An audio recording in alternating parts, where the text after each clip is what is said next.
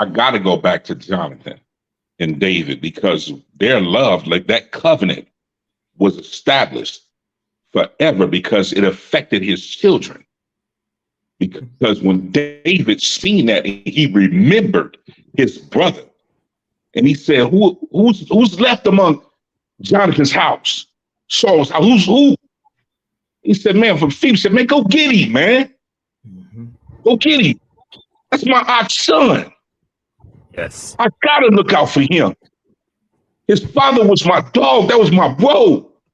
That was my ox, man. We went through everything. We battled together. I remember when I first got there, nobody treated me like Jonathan. That was my bro. I gotta look out. We had a covenant. Go get your children, man."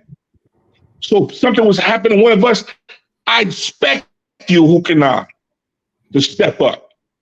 I expect Brother E to step up. I expect Moray to step up. Just like if something was happening to him, I'm going to do what I got to do because that's my ox. We have a covenant together. This is what the Most High is looking for in the nation. He's looking for us to treat each other like Jonathan and David did, nothing less. He wants us to be like Tobit did. He wants us to be like, why? Because all that leads up to what Yahushua was doing. If we take our pride out and our ego out of this equation, there's nothing left but to walk by the Ruach. There's nothing left but to have the mind of a Mashiach. The problem is we have our own thinking. We still think like Chuck. We still stuck like Chuck. We still think like the world. We still perceive things like we still in the streets. We still treating each other like we still in the streets.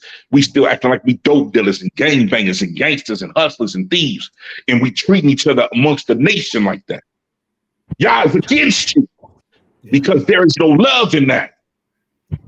Listen, Matthew 7:12 emphatically states, "Therefore, all things whatsoever would that men would you do to you, you do to them. For this is the law and the prophets." So whatever I'm desiring for someone to do for me, I'm going to already have in my heart and mind to do that.